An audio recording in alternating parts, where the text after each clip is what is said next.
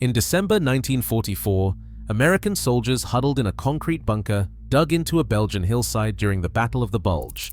Outside, minus 20 degrees Fahrenheit and a blizzard. Inside the bunker, soldiers in shirt sleeves, comfortable. A small wood stove in the corner, thick concrete walls, and earth covering the roof. 6 weeks of winter siege with minimal fuel. They never froze. Today, your home has central heating, insulation, and double-pane windows. The thermostat set to 70 degrees Fahrenheit and a heating bill of $300 a month. Still cold with drafts everywhere.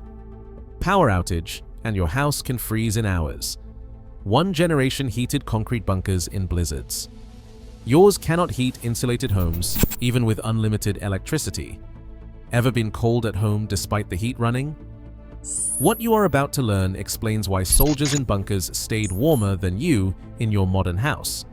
So let's start with what's wrong with your home. Thin walls, almost no thermal mass, and heat that escapes immediately make many modern homes hard to keep warm. Large windows and glass are the worst insulators, and 40% of heat can be lost through windows. Most houses sit above ground, exposed to temperature extremes, with no earth insulation to buffer interior temperatures. Open floor plans make it impossible to zone heating. You end up heating the entire house just to warm one room. High ceilings let heat rise, and that heat is wasted. Modern homes are heavily dependent on electricity. When the power goes out, there is no heat. Poor air sealing creates drafts everywhere. Forced air systems cause inefficient distribution.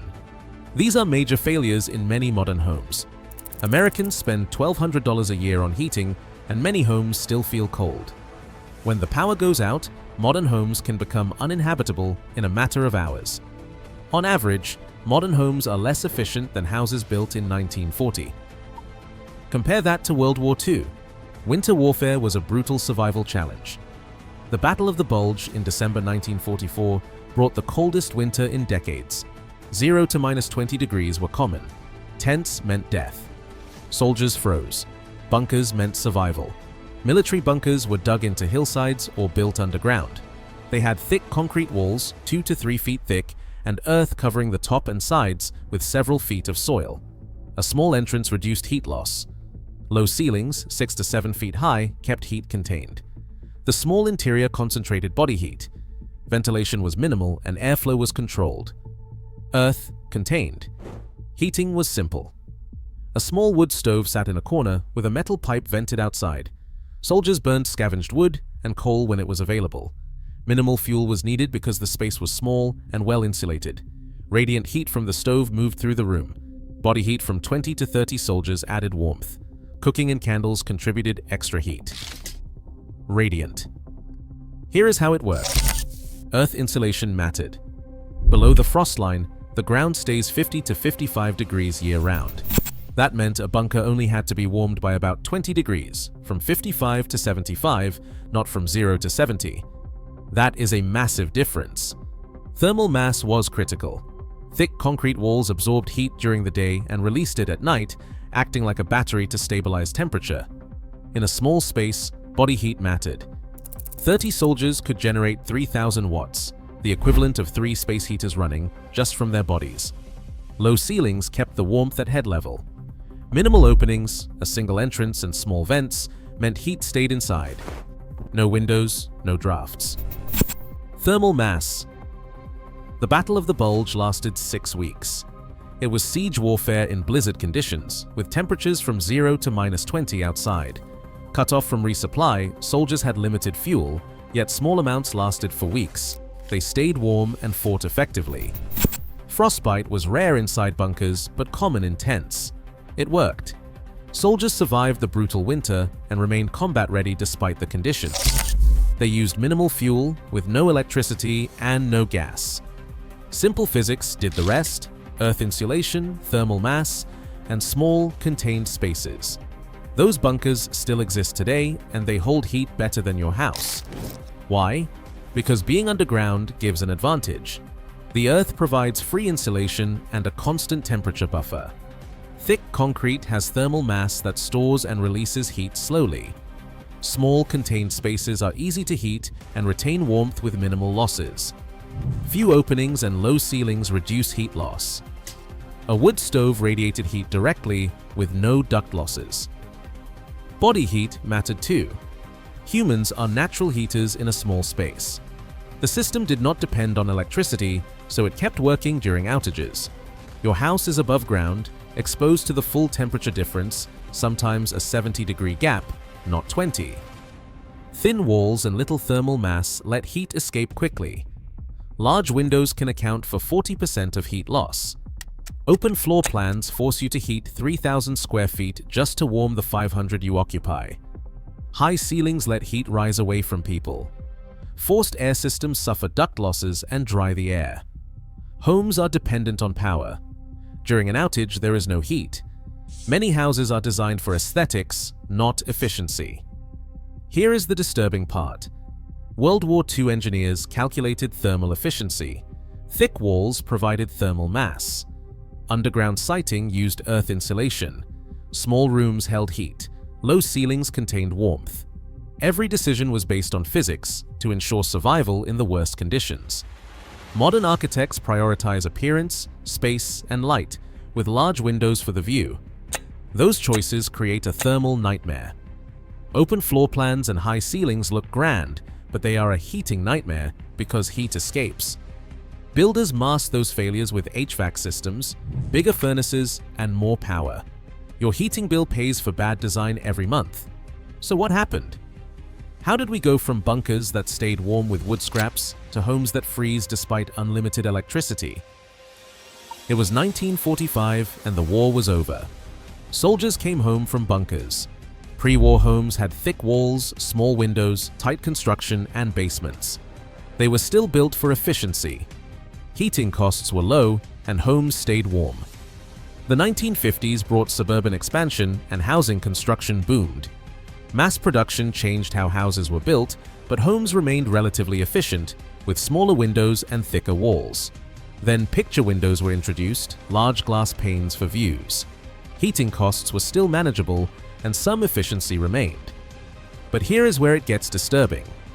The 1960s brought open floor plans, and the mid-century modern aesthetic was prioritized. Walls were removed to create flow, and large windows let in light and a connection to the outdoors. It became impossible to zone heating, so people had to heat the entire house to warm one room. Efficiency was sacrificed for aesthetics, and heating bills climbed. And it got worse. The 1970s brought glass walls. Floor-to-ceiling windows became a status symbol. Sliding glass doors appeared everywhere, bringing the outdoors in. But glass is a terrible insulator, an R value of 1. 30 to 40% of heat is lost through windows. Heating costs skyrocketed. The oil crisis hit, and people could not afford heating. The solution was to add insulation to walls, a band-aid on a broken design. But it did not stop there. The 1980s and 90s brought McMansions. Homes grew massive, 3,000 to 5,000 square feet. High ceilings, 9 to 12 feet, meant heat rises and escapes. Two-story foyers became an architectural feature and a thermal disaster. Open floor plans became standard, so you could not close off rooms and had to heat the entire house. Energy bills exploded, $200 to $500 per month. The 2000s brought total energy dependency. Homes were designed assuming infinite cheap energy with no consideration for efficiency. HVAC systems grew larger to compensate for bad design. Smart thermostats tried to optimize broken systems. Solar panels were added to offset waste, treating the symptom, not the cause. Dependency on the power grid became total, and there were no backup systems. The 2010s revealed the vulnerability. The Texas freeze in 2021 showed how modern homes could fail. People froze to death in modern homes. Power outages left houses uninhabitable in hours. There was no passive heating and no backup. Homes had been designed as machines that break when power fails. Hundreds died in homes built in the last 20 years. The timeline matches exactly. In the 1940s, soldiers were warm in concrete bunkers with minimal fuel and no electricity. In the 2020s, you can freeze in modern homes despite central heating, insulation, and unlimited electricity. Design degraded every decade. But when you complained your home was cold, they blamed you. They said you need better insulation. Walls already insulated. Upgrade windows to triple pane. Thousands of dollars, marginal improvement. Your thermostat is too low. Raise it and pay more. Still cold. You need a bigger HVAC system. Treating the symptom, not the cause. Their solution was to spend more on heating bills. Buy better windows and expensive Band-Aid. Upgrade the HVAC system, compensating for bad design. Add more insulation while ignoring the fundamental problems. Smart home systems only optimize a failing setup. They did not tell you that open floor plans waste heating energy. They did not tell you that large windows lose more heat than walls gain. They did not tell you that above-ground homes face the full temperature differential. They did not tell you that high ceilings move heat up and waste it at ceiling level. They did not tell you that modern design prioritized aesthetics over physics. They did not tell you that bunker engineers had it right: small, contained, insulated with thermal mass. You are not wasteful. Your home is designed to waste energy. So what do you do about it? 1. Zone. You're heating the way bunkers did. Close doors to unused rooms and heat only where you live. Small spaces are easy to heat. Use a space heater in the room you occupy and lower the whole house thermostat. Body heat matters more in smaller spaces, just like in bunkers. 2. Add thermal mass where possible. Install brick or stone interior walls or concrete floors so they can absorb and release heat. Think of them as a thermal battery. Heavy furniture and masonry stabilize temperature and mimic bunker concrete walls. 3. Reduce heat loss. Put heavy curtains over windows at night to cut glass heat loss. Install door sweeps and weather stripping to seal drafts. Close off high ceilings if you can. Apply plastic window film in winter for a cheap R-value improvement. 4. Choose an efficient backup heat source, like a wood stove or a pellet stove. Radiant heat works the way bunker stoves did, and it works without electricity. It heats a small zone efficiently, giving independence from the grid and survival when power fails. 5. Consider earth berming for new construction. Bank earth against a north wall to gain the underground advantage bunkers used. This can reduce heat loss by 40 to 60%, and it gives passive heating and cooling from physics-based design. The point is not to live in concrete bunkers. The point is that soldiers stayed warm underground with little more than wood scraps. You can freeze in insulated houses even with unlimited electricity. Their bunkers used physics, while your home often fights physics. Every time you zone heating, add thermal mass, or reduce dependency, you vote against a design industry that prioritized profit over physics. Subscribe.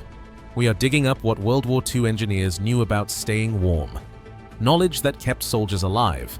Knowledge that still works.